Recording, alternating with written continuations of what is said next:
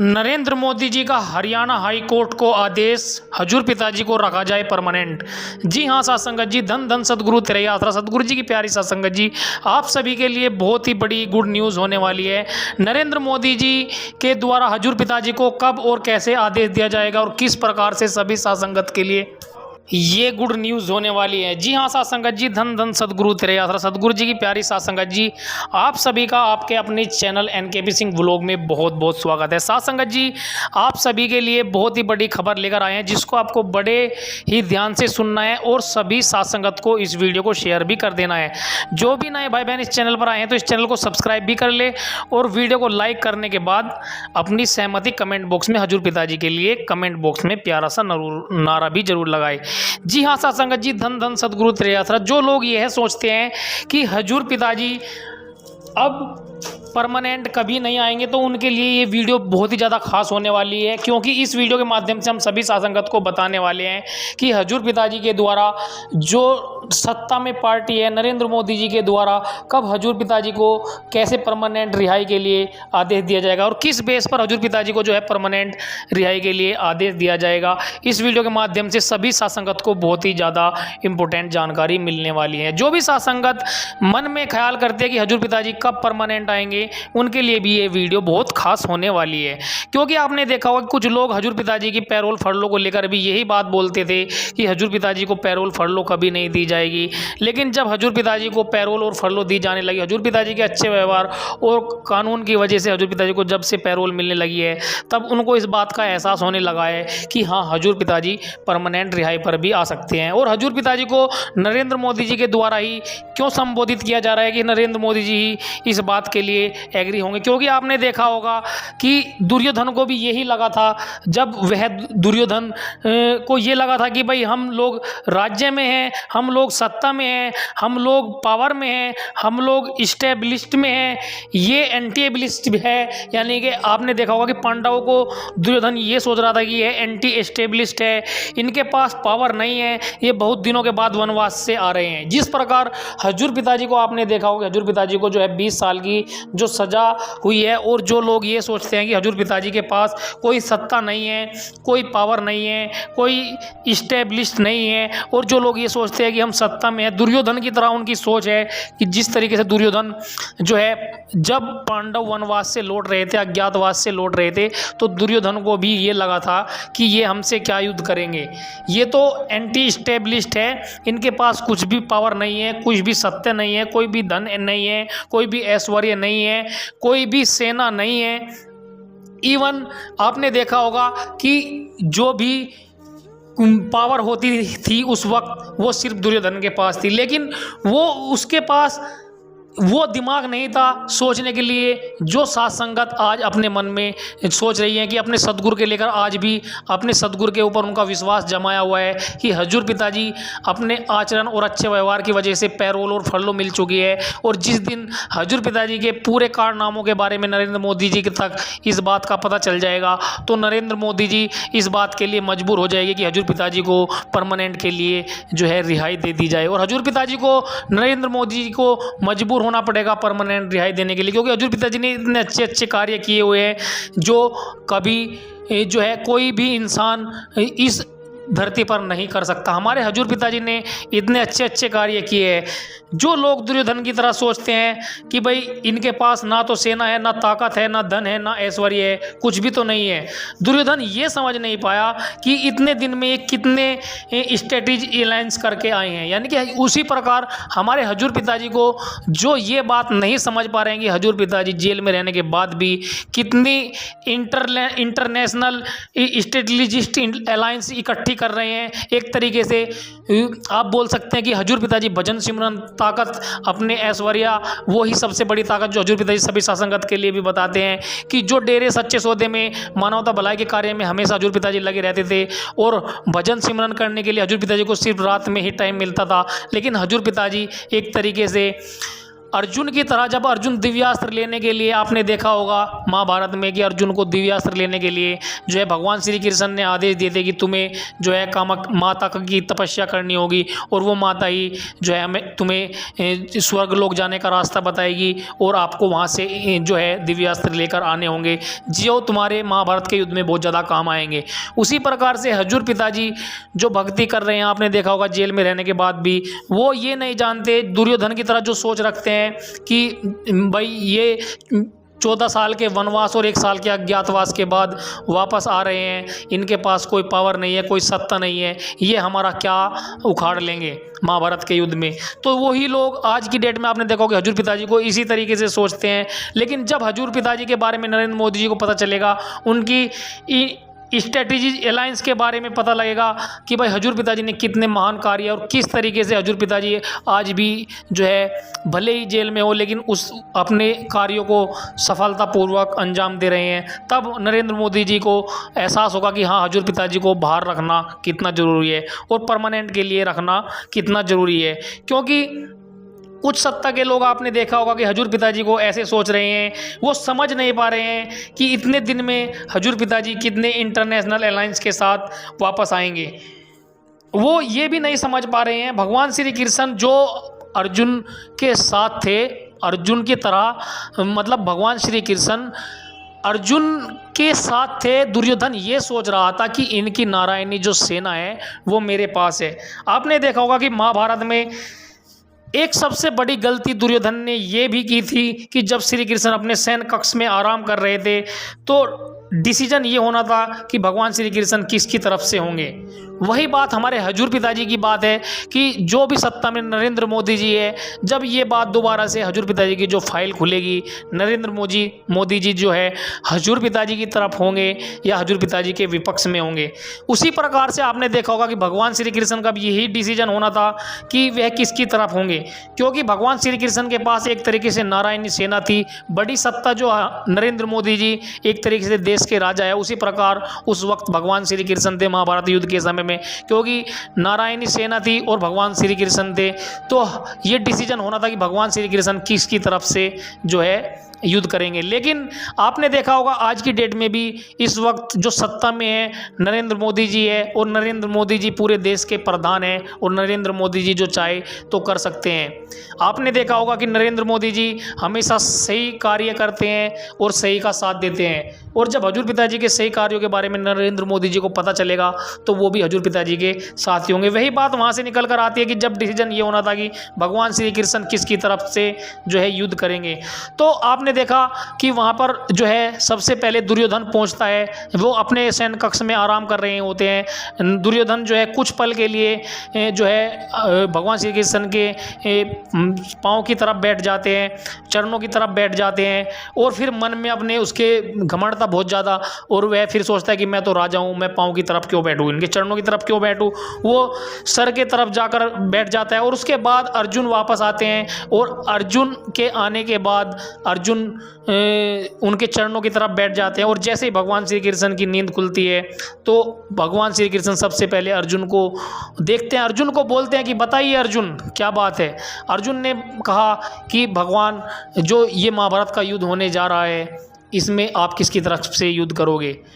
तो भगवान श्री कृष्ण ने कहा कि मैंने सबसे पहले आपको देखा है, फिर बाद में दुर्योधन को देखा है, तो सबसे पहले आपको जो है मैं वचन देता हूँ कि एक तरफ तो मेरी नारायणी सेना है, एक तरफ मैं हूँ, तो आपको उन दोनों में से एक को चुनना है। वही बात हजूर पिताजी से निकल कर आती है, बिल्कुल सेम टू सेम। हजूर पिताजी के लिए जब नरेंद्र मोदी जी खड़े होंगे तो हजूर पिताजी के सपोर्ट में कोर्ट का फैसला आएगा, सीबीआई जांच दोबारा से होगी, जिला अधीनस्थ न्यायालय का जो फैसला है वो हाई कोर्ट में जाएगा। हाई कोर्ट से जब फैसला आएगा हजूर पिताजी के परमानेंट रिहाई को लेकर, तो नरेंद्र मोदी जी के द्वारा भी देखा जाएगा कि भाई कितने अच्छे अच्छे कार्य हजूर पिताजी के द्वारा किया गया है। भले ही नरेंद्र मोदी जी कुछ ना करें, लेकिन मोरल सपोर्ट जिस तरीके से भगवान श्री कृष्ण ने अर्जुन को बोला था कि आपको दोनों में से एक चुनना है, या तो मुझे या मेरी नारायणी सेना को, तो अर्जुन ने इस बात को बोला कि मुझे भगवान आप स्वयं चाहिए। फिर उस बात को सुनकर दुर्योधन अपने मन में इतना ज़्यादा खुश हुआ कि मैंने कभी सोचा नहीं था कि अर्जुन तो इतना मंदबुद्धि निकलेगा। तो अर्जुन दुर्योधन ने कहा कि भगवान जैसा आप करो, आप इसके साथ रहो, लेकिन मुझे आपकी नारायणी सेना दे दो, जैसी आपकी इच्छा हो, जब आप इसके साथ रहना चाहते हो। भगवान श्री कृष्ण ने फिर एक बार बोला कि मेरा सिर्फ मोरल सपोर्ट रहेगा। भगवान श्री कृष्ण ने ये बात बोली थी कि मैं शस्त्र अस्त्र भी नहीं उठाऊंगा। उसी प्रकार से आपने देखा होगा, इसी बात को हम भगवान श्री कृष्ण से रिलेटेड करते हैं नरेंद्र मोदी जी को लेकर। नरेंद्र मोदी जी भी एक तरीके से खाली मोरल सपोर्ट दे दे हमारे हजूर पिताजी को, तो कहीं ना कहीं हजूर पिताजी परमानेंट रिहाई के लिए सभी साथ संगत के बीच में रह सकते हैं। क्योंकि साथ संगत जी आपने देखा होगा कि जिस तरीके से अर्जुन ने ये बात बोली थी कि जिसके पास स्वयं नारायण है वो फिर से नारायणी सेना दोबारा से खड़ी कर देंगे। तो हमारे हजूर पिताजी को कहने का मतलब यही है कि सभी सासंगत, हमारे हजूर पिताजी तो कुल मालिक है, लेकिन वे इस मृत्यु लोक में एक अवतार रूप लेकर आए हैं, तो उनको एक इंसान की तरह कार्य करना पड़ रहा है।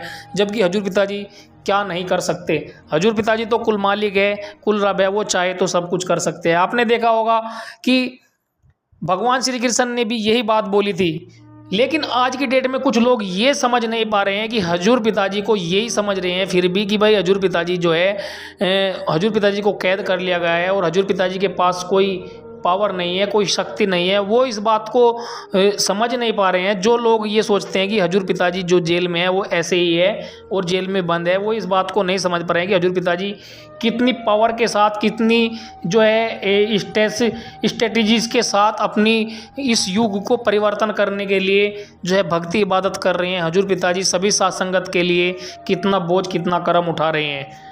वो जो लोग दुर्योधन की तरह सोचते हैं कि हम इस वक्त पावर में, इस वक्त सत्ता में, और हजूर पिताजी को जेल में रखने के बाद जिन्होंने आपने सोचा कि भाई हजूर पिताजी के ऊपर आरोप लगाकर उनको जेल में ही रखा दिया जाएगा और डेरा सच्चा सौदा को बंद कर दिया जाएगा, तो उनको एक तरीके से इस बात का एहसास होगा जब हजूर पिताजी अपनी फुल पावर के साथ, फुल शक्ति के साथ, हजूर पिताजी अब एक तरीके से, जिस तरीके से अर्जुन अज्ञातवास में, वनवास में रहने के बाद 14 वर्ष का वनवास हुआ था, अपनी फुल पावर जो उसके पास धनुष की विद्या थी उससे भी ज़्यादा दिव्य अस्त्र की शक्ति लेकर वापस आए थे और उन्होंने महाभारत का युद्ध किया था और अधर्म को जो है नाश किया था। उसी प्रकार से हमारे हजूर पिताजी के पास अब तो शक्ति है ही, लेकिन वो अपनी शक्ति इकट्ठा कर रहे हैं जेल में रहने के बाद। और जिस तरीके से अर्जुन दिव्यास्त्र फुल पावर की शक्ति के साथ वापस आए थे, उसी प्रकार से हमारे संत डॉक्टर MS जी भी जो है फुल पावर के साथ वापस आएंगे और इस धरती से अधर्म का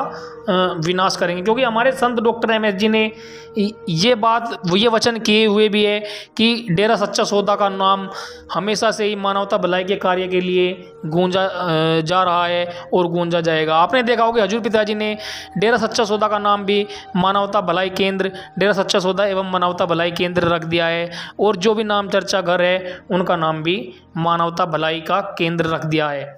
आपने साथ संगत जी हजूर पिताजी के से आपको जो है विश्वास बनाए रखना है और हजूर पिताजी की बातों पर, जो भी वचनों पर अमल करते हैं, उनके अंदर बाहर से कोई खुशी भी नहीं रहती। यही बात भगवान श्री कृष्ण भी बोलते हैं, भगवान श्री रामचंद्र जी भी यही बात बोलते हैं कि यदि किसी का पिता दुराचारी भी हो, चाहे संसार में ने उसे त्याग भी दिया हो, तो भी पुत्र का धर्म है कि वो अपने पिता को भगवान की तरह पूजे। वही बात हमारे हजूर पिताजी से निकल कर आती है कि हमारे हजूर पिताजी भले कितनी बुरी स्थिति में, हमने हजूर पिताजी से जो शिक्षा ली है वो भले कितनी भी बुरी स्थिति में है, तो वो आपको जो है अपने सद्गुरु के साथ ही रहना है। और यही हमारा धर्म भी है।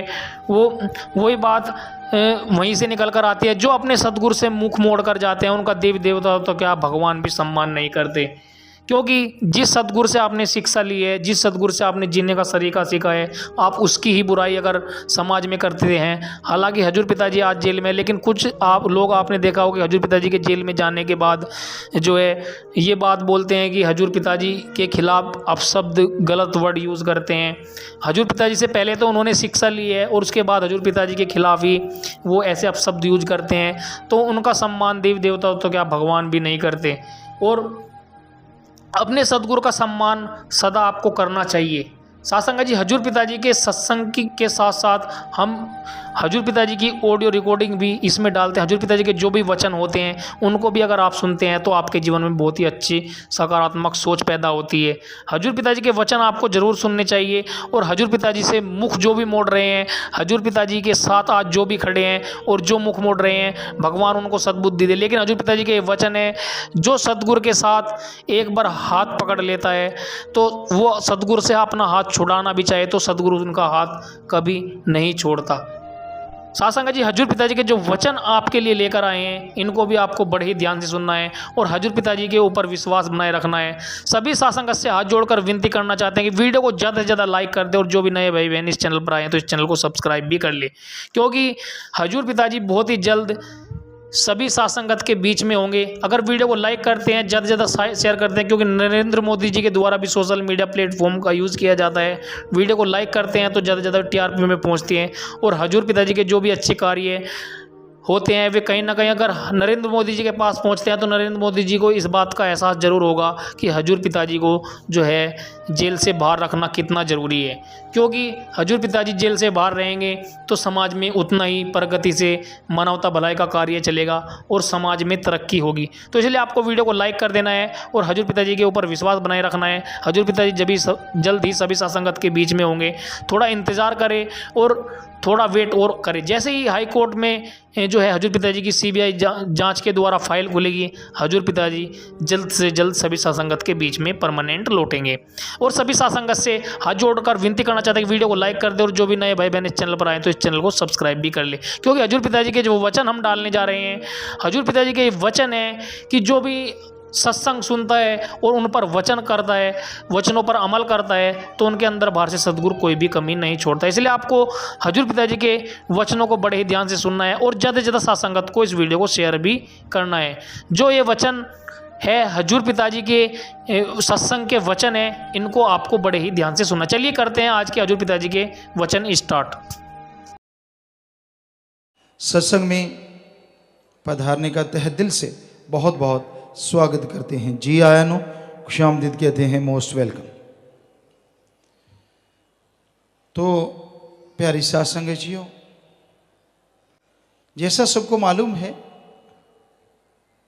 ये महीनों में क्या जमींदार क्या व्यापारी सबको बेइंतहा काम धंधे होते हैं, क्योंकि समय निकालना इस कलयुग में मन तो जालिम रोकता ही रोकता है। मनमते लोग जगह जगह ट्रैप बिछाए बैठे हैं, जाल बिछा रखा है, कोई चिड़िया फंस जाए, चोगा माया का डाल रखा है, माया खाओ और फंस जाओ, माया खाओ और फंस जाओ।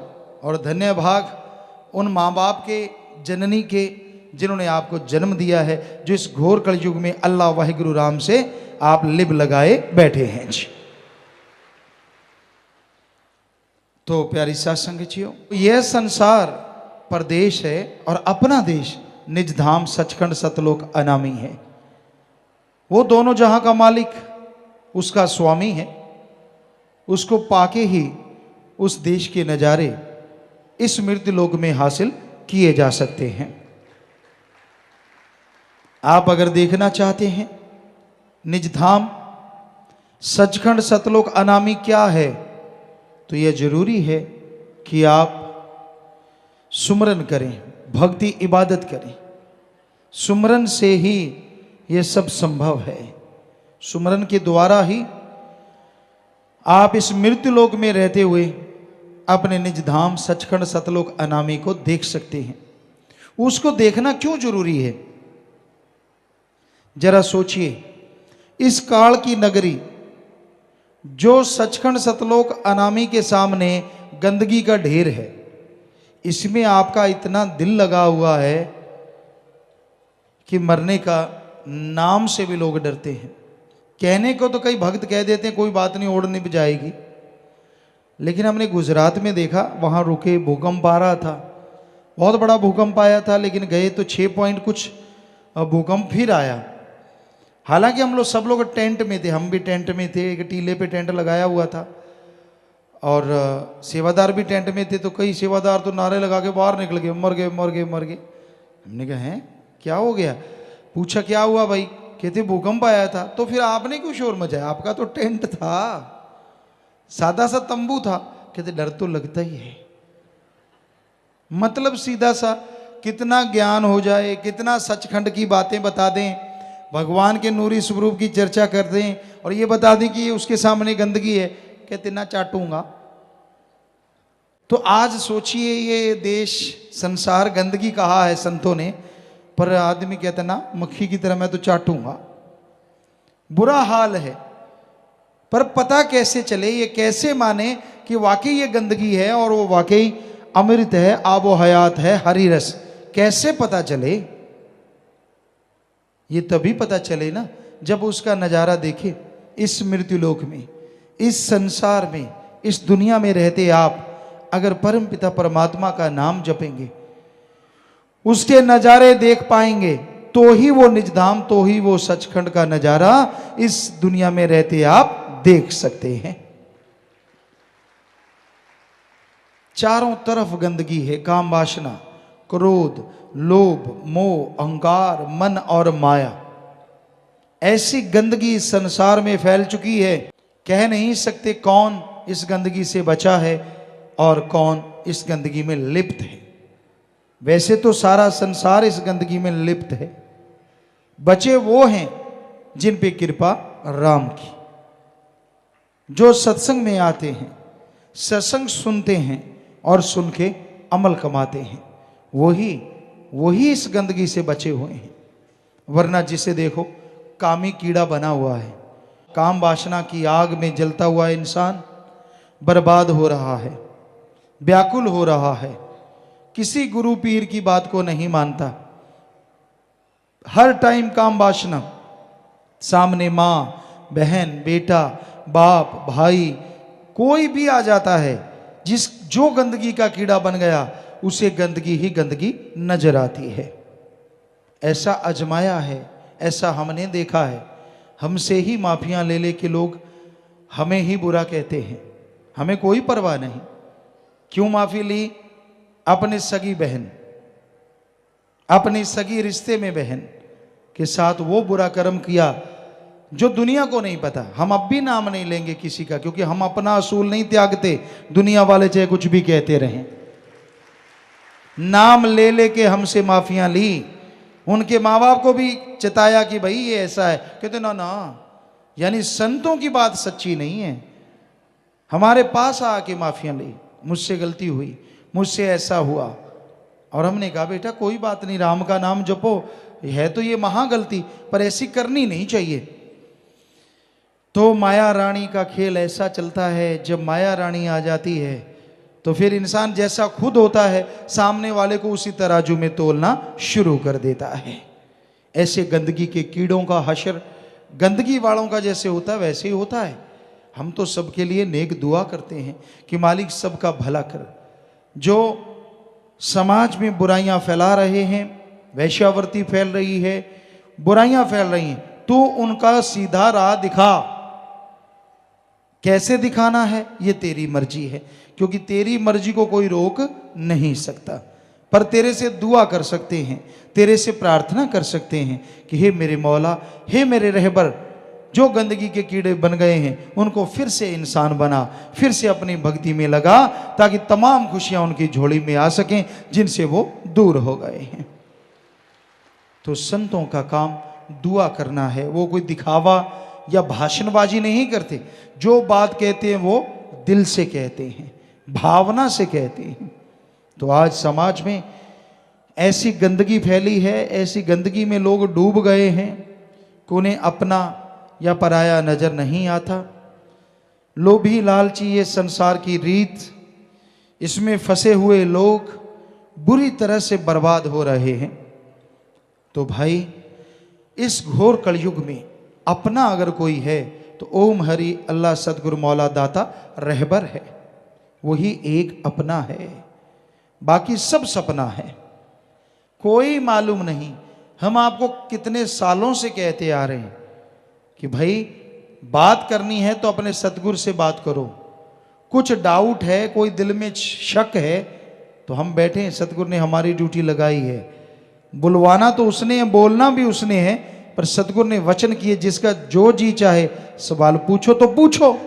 खरड़ ज्ञानी से पूछोगे आप डुबेंदे बामणा जजमान भी डोबे। जो आप डूब रहा है वो दूसरे को पार नहीं लगाएगा, वो दूसरे को भी डुबो देगा। आप किसी की बातों पे ना जाओ। यहां मन गढ़ंत चमत्कार सुनाने वाले बहुत हैं।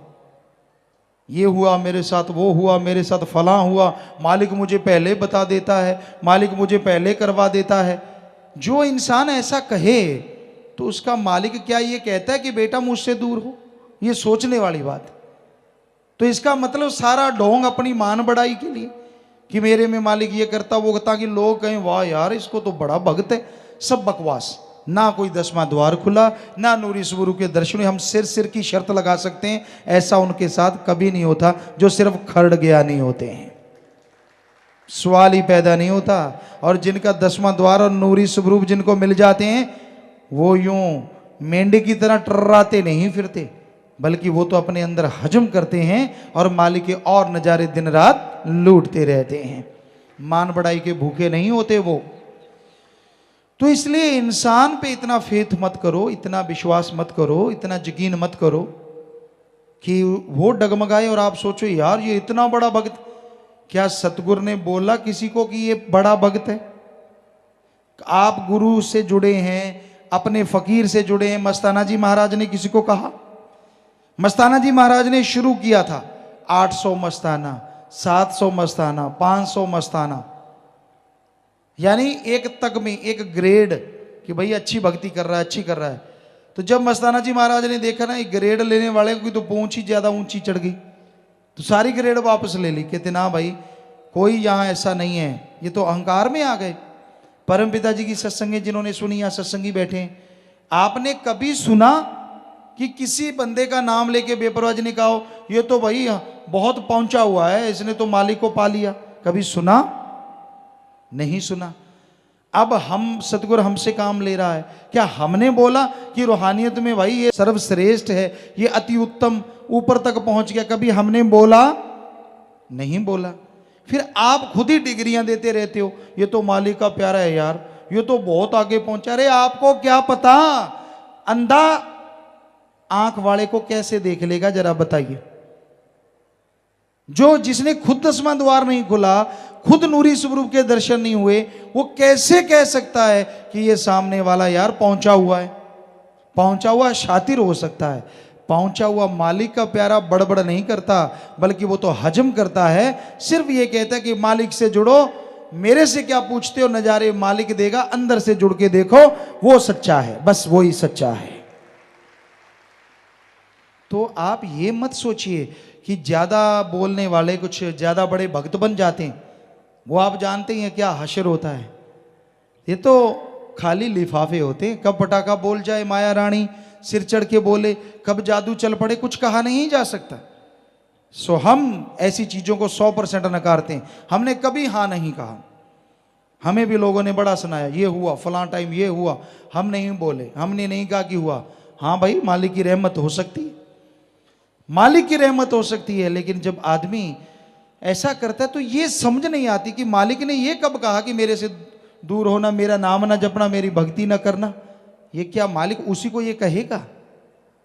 तो भाई ये घोर कलयुग है, घोर कलयुग। सो ऐसे टाइम में आप कोई बात पूछना चाहते हैं, आपके अंदर कोई शक शुबहा है, कोई डाउट है, फकीर बैठा है, उससे बात कीजिए। परमपिता जी ने ड्यूटी लगाई और सबको कहा हाथ खड़ा करके कि बाद में टींटी ना करना, अब बोलो जिसने बोलना है।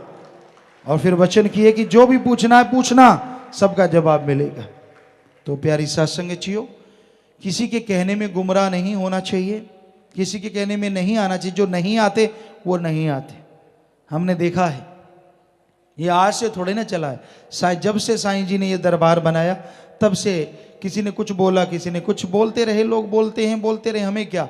हम तो उनके लिए मालिक से दुआ करते हैं, क्योंकि अपना मार्ग प्यार का है, मोहब्बत का। सबसे प्रेम करो। लड़ना झगड़ना तो सवाल पैदा ही नहीं होता। हमारा हुक्म तो क्या, हम कल्पना भी नहीं करते कि किसी से लड़ो, किसी से झगड़ा करो, किसी को गलत बोलो। कल्पना भी नहीं कर सकते। बोलना तो भूल ही जाओ आप कि हम बोलेंगे कि किसी का बुरा करो या ऐसा करो। यहाँ खास सेवादार सतब्रह्मचारी भाई बहने रहते हैं, ब्रह्मचारी भाई बहने, ये भी अगर किसी को ऐसा कह बैठे, गाली गलोच करें, अब इनमें मानता कौन है? हम कुछ नहीं कहेंगे, मानते हैं हम तो यही कहेंगे कि भाई अगर आप किसी को बहुत ज़्यादा बुरा बोला तो लंगर अपना बंद करो, एक 24 घंटे खाना ना खाओ, बल्कि मौन व्रत भी रखो कि ये जुबान को, मन को गाली दो कि तू इतना बोला, मैं आज पूरा दिन नहीं बोलूं।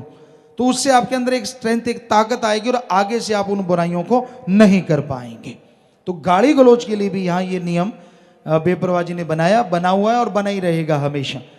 तो बाकी तो किसी को बुरा कहना, किसी को गलत कहना, सवाल पैदा ही नहीं होता। तो साथ संगत जी इस बात पे अमल किया करें, क्योंकि जो कबीरा तेरी झोंपड़ी गलकटियन के पास, जो करेगा सो भरेगा, तू क्यों भया उदास। राम का नाम जपो, ईश्वर की भक्ति करो, उससे ही अंत्यकरण में ताकत आती है, उससे ही शक्ति आती है। मालिक के प्यारे को तो एक हाथी के मानिंद होना चाहिए।